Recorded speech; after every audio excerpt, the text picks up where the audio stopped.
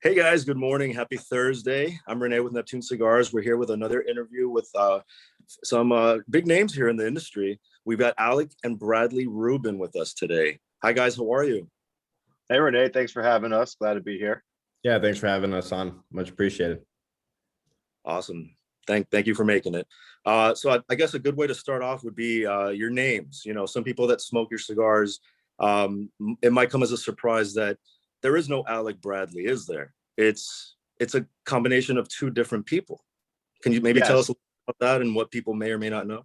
Yeah, so a lot of people think that Alec Bradley is one person, but what ended up happening was my father ended up naming the company after me and my brother. I'm Alec, my brother's Bradley. So it was named after the two of us. And there's a little bit more behind that story if Bradley wants to get into it, but that's mostly the gist of it. Yeah, there's not much more else to that story, but um, anywhere we go, someone will say, "What's your name?" And I'll say, "Oh, my name is Bradley." And so they'll say, "So your name is Bradley?" And no, my name is Bradley Rubin. And they're like, "So who's Alec Bradley?" And I have to explain the company is named after me and my brother. And they go, "Oh, so what's your father's name?" And I say it's Alan Rubin, and he named the company after us. Now we're both working, for the company. So it's I usually have to do that at least once at every single event that I do. Mhm. Right. Yeah, to be expected, I'm sure. He might be. Exactly. Mhm. Okay, so that being said, there may be something else new that certain smokers might have put a keen eye to, and that's that there's Alec Bradley, but now they've been saying Alec and Bradley. So where's the whole tie in there, and how does it branch off versus the original Alec Bradley brand? So I went to Alec a few years ago, maybe about a year after I started working, and I said, "Hey, we should come out with our own brands. That way, people get to know us. They'll know what our styles, what we like to smoke, what we think is cool and interesting, because a brand is really the reflection of the owner. Alec Bradley is a reflection of my father. So Alec and Bradley is a reflection of me and Alec.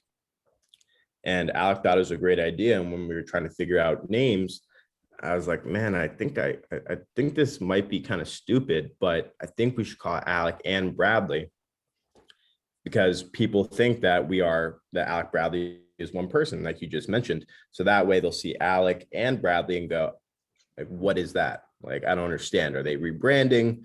Is there more to this? Like, let me just Google it real quick. I'll figure out what is Alec and Bradley. And they'll see, oh my God, wow, it's named after two different people, the sons of the owner. Now they start to understand our story, our history. Maybe they like that story of naming it after me and my brother, and they get a little bit more attached. So it was actually just a little bit of an idea to have people understand more about Alec Bradley, as well as Alec and Bradley. Mhm. Totally. So in a way, kind of debunking the whole myth in a way. Yeah, Yeah. debunking the whole myth, getting it out of the way at the beginning. They see our brand, they start to learn more about us. And then, it also gives us some more creative freedom in what we want to do. We don't, Alec Bradley, for the most part, has a certain style and tradition. And if you see an Alec Bradley product, you know what it is. But if you see an Alec and Bradley, it may not look just like everything else. It doesn't follow certain rules. We have more creative freedom. So it is more of an expression of who Alec and I are. And I think that's the best way to get people to enjoy your product, is by putting out there what you like, and hopefully that they like the same thing and they want to pick up our cigars. So to try and be as true to us and give a true reflection of who we are. Right on. Sounds good. So while we're on the topic of names, I do want to direct a question to Alec, if I may. Yeah. Last year, you guys released the Kenzugi. hmm So what a name, right? That one sticks out for sure. What was the inspiration behind the blend and also the name?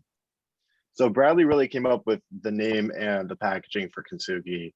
And what Kenzugi is it's a Japanese art form of taking broken ceramics or pottery and piecing it back together with gold lacquer. And it's about the beauty and the imperfections and almost making something more beautiful than it once was. And Bradley came to me with this concept, and he said, "Hey, You're going down to Central America. I have an idea of what I want for the blend. I think it should be more mild to medium, sweet, creamy flavors. That's something kind of out of our wheelhouse in terms of blending that we haven't done before, and kind of see what you come up with.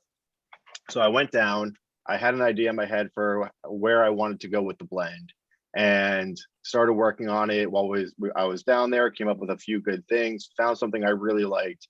It wasn't perfect, but it was kind of in the direction Bradley was looking for. It was a little bit more on the medium side than the mild to medium side. And I brought it back. It sat for a little while, and Bradley smoked, and he's like, it's really good, but it's not done. And I was like, yeah, I agree. Like, completely agree. So I think we adjusted the blend 2 more times, and got it exactly where we wanted it. It was a little bit higher in strength than Bradley was looking for at the time, but the flavor profile was spot on. And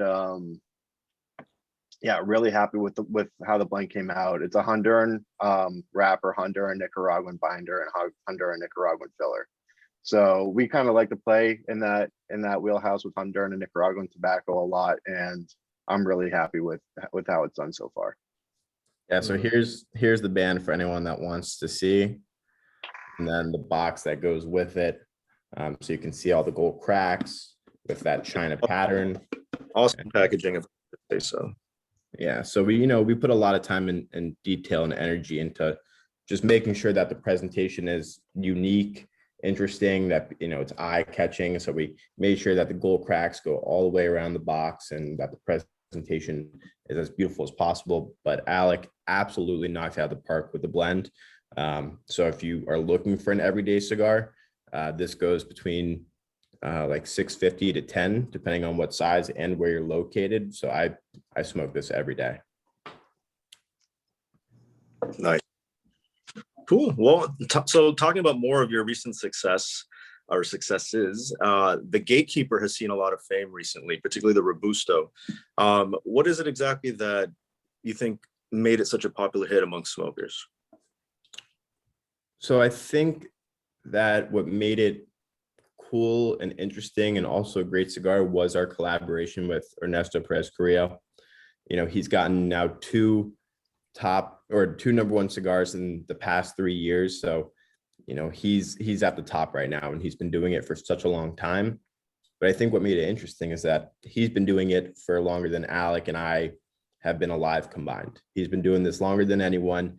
He's a legend within the industry. People love him, people respect him, and his cigars are amazing. One of, I love just about everything that he makes.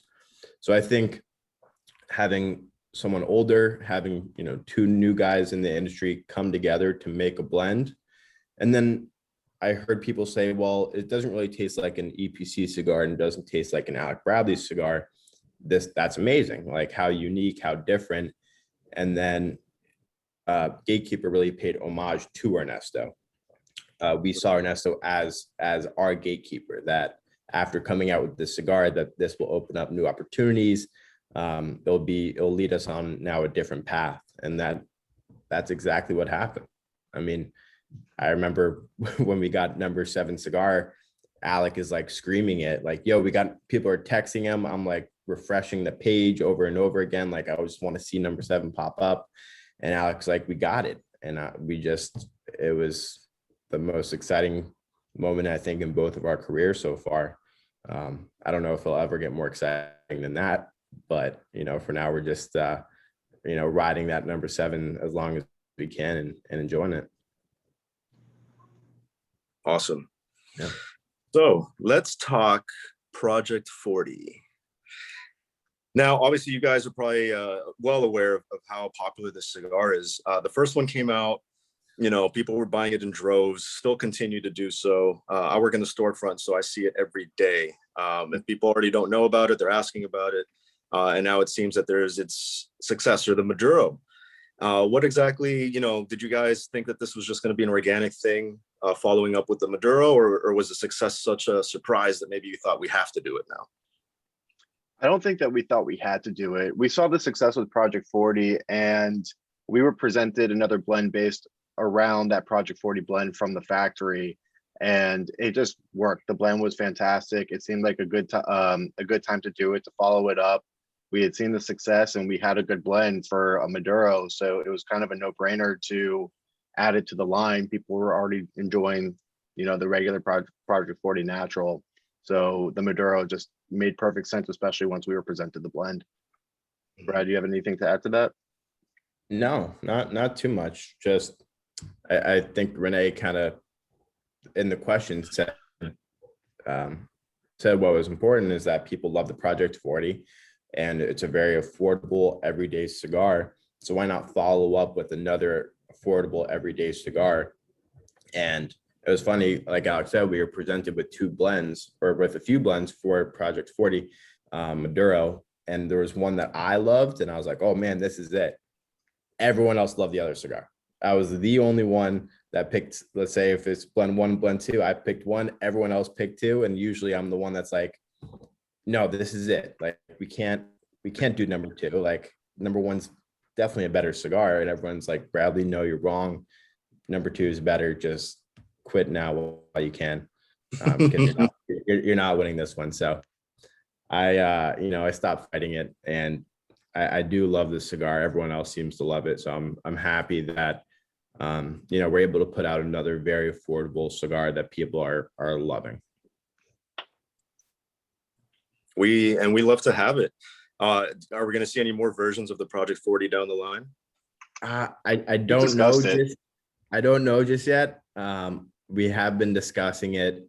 So I think there could be something in the future, but Project 40 Maduro is still fairly new. It only came out in, I think, November, December. So we want to make sure that, it's not just the hype of a new cigar, and that this is here to stay, just like the Project 40 Natural, before we start moving on to another Project 40 line. Right. Cool. And then how about any other releases whatsoever? Anything you could talk about maybe for 2021 or 22, something down the pipeline aside from Project 40? We definitely have releases planned. I don't know how much we can talk about them at the moment.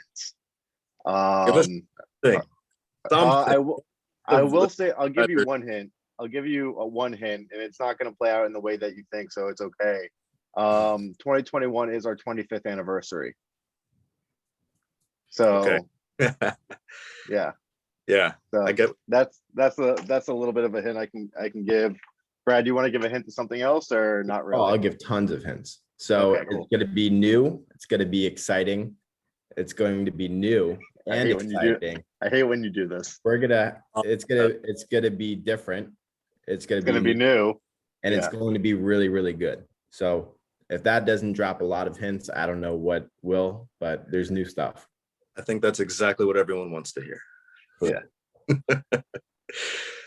All right. So moving forward, not many people know that Alec Bradley started with the help of Henke Kellner for a blend long ago, the Occidental Reserve. And these days, you guys are associated with a lot of makers, a lot of factories like Davidoff, Plasencia. Do you think there ever could be a day where there's a factory dedicated solely to Alec Bradley products? Well, right now, there's another factory that we work with called Raíces Cubanas, and I don't know if they're solely dedicated to us, because I know they make some stuff for other people as well. But we do make up 90 to 95% of their production, depending on the time of year.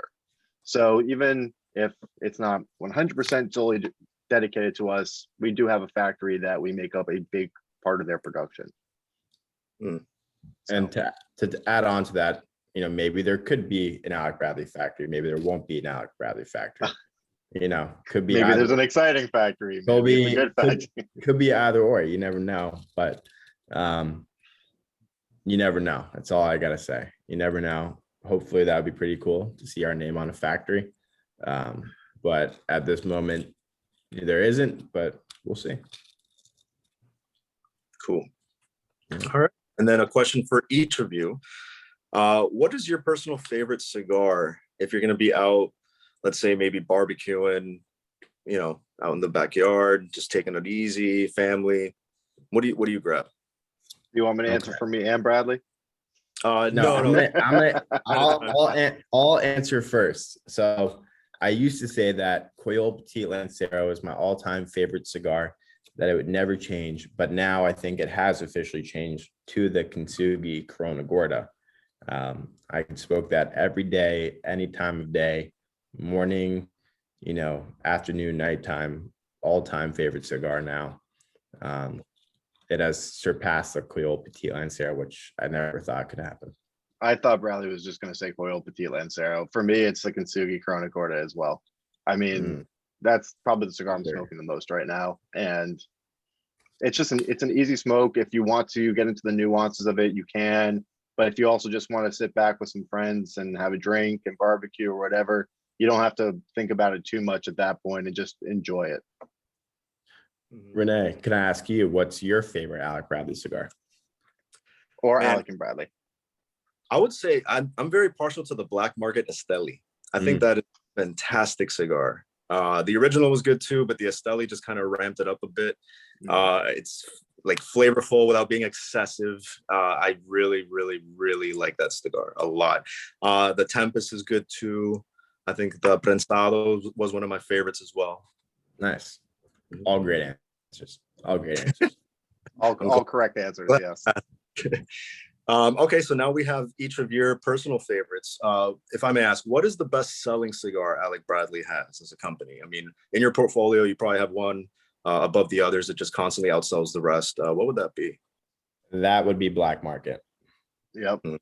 Above. For many, many, many years now, Black Market has been our #1 seller. And even with something like Magic Toast coming out or Gatekeeper or Kenzugi, you think that they would catch up, and No. Black Market just keeps pushing.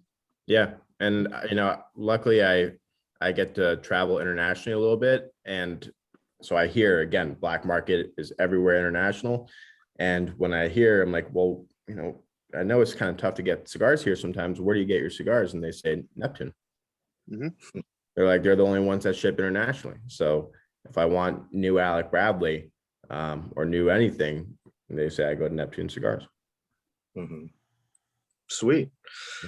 Then a little extra tidbit at the end too, considering we're talking about Black Market already. We just passed or just had St. Patrick's Day. So talk to us about the Filthy Hooligan. It's also evolved over the years. I remember back when I started with the industry, it was just one big Candela wrapper.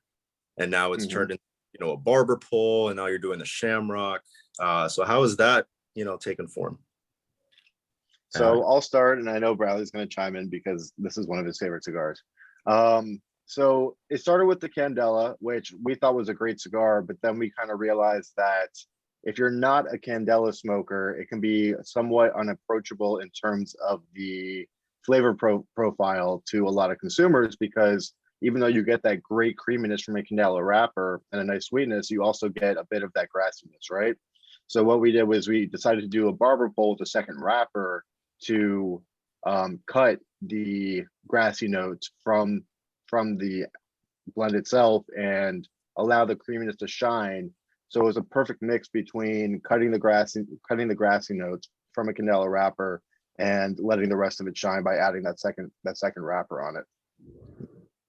And then Bradley did the Shamrock himself. That was his project.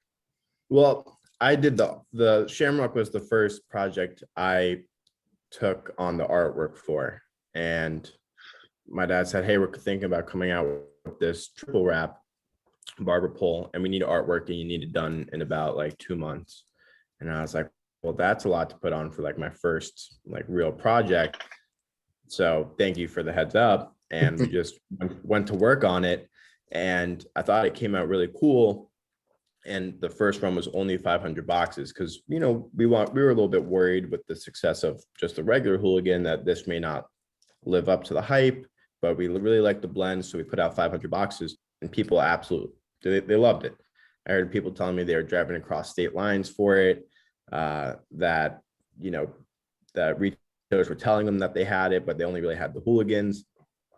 But I actually, because we only made 500 boxes, on my first trip after they were released, I actually had to buy some at a shop just so I could try the cigar. And from then on out, the Shamrocks are like my favorite. The Hooligans I could smoke every single day. And people people love them. People see them as kind of the St. Patrick's Day cigar, and they might see it as a gimmick. But I think if they were sold year round, that people wouldn't see it as a gimmick because it is a great cigar.